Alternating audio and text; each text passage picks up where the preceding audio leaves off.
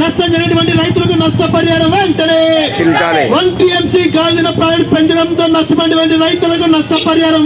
సాగర్ గాజుల project నిర్మాణానికి సంబంధించి 4.5 టీఎంసీల నుండి 5.5 టీఎంసీల సామర్థ్యానికి గత ప్రభుత్వ హయాంలో 2023-24 సంవత్సరంలోన పెంచి టెండర్లు పిలిచి కాంట్రాక్టర్కి పనులు అప్పచెప్పారు.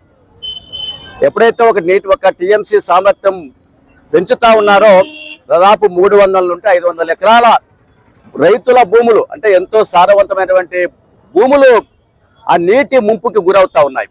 కానీ పూర్తి స్థాయిలో సర్వే చేసి ఎవరి భూములు అయితే పోతా ఉన్నాయో ఆ రైతాంగానికి మెరుగైనటువంటి ప్యాకేజీ నష్టపరిహారం ఇచ్చి పనులు ప్రారంభించాల్సిన అవసరం ఉంది.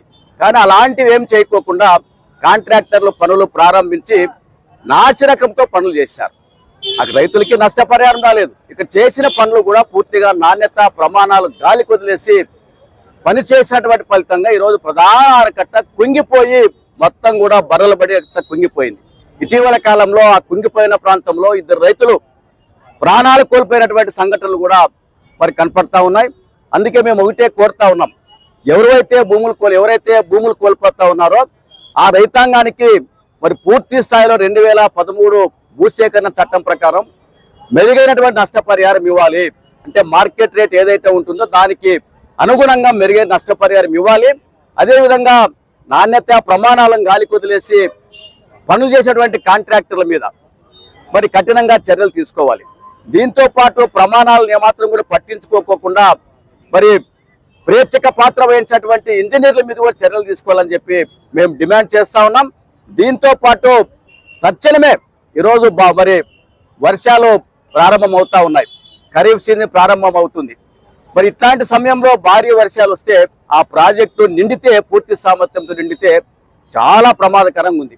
అంటే నాసిరకం పనులు ఒకటి, ఆ గేట్లు ఎత్తడానికి అవకాశం లేకుండా స్ట్రక్ అయిపోయినాయి. అందుకే ఆ టెండర్లో కూడా 12 కోట్ల రూపాయలు రోప్ తాడుతో కొత్త గేట్లు ఏర్పాటు చేయాలని చెప్పి మరి నిర్మాణం చేయాలని చెప్పి ఆ టెండర్లు కూడా మరి డబ్బులు కూడా కేటాయించారు.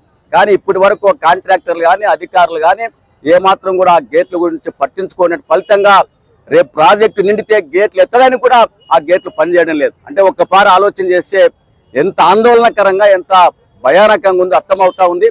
అందుకే ప్రభుత్వాన్ని జిల్లా కలెక్టర్ గారిని కోరుతా ఉన్నాం, తక్షణమే ఆ ప్రాజెక్టుని పరిశీలించండి.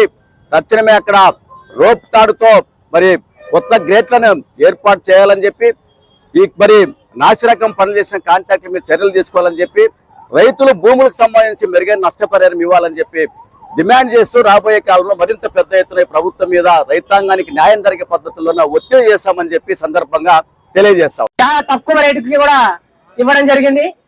అదేవిధంగా ఈ ప్రాజెక్టు నిర్మాణం వల్ల మన కర్నూలుకు, కృష్ణగిరికి, పత్తికొండకు, డోన్కు మరి వివిధ ప్రాంతాలకు తాగునీరు ఇస్తా ఉన్నారు. అదేవిధంగా ఈ ప్రాజెక్టు కింద ఆయకట్టు కింద కూడా 25,000 ఎకరాలకు పైగా సాగునీరు అందిస్తా ఉన్నారు. అంతేకాకుండా గత ప్రభుత్వ హయాంలో 2019-24 మధ్య కాలంలో ప్రాజెక్టు యొక్క నీటి సామర్థ్యాన్ని 4.5 టీఎంసీ జరుగుతుంది. కానీ ఆ 1 టీఎంసీ పెంచడానికి అవసరమైన భూములు ఇచ్చినటువంటి రైతులకు మాత్రం ఇంతవరకు న్యాయం జరగలేదు.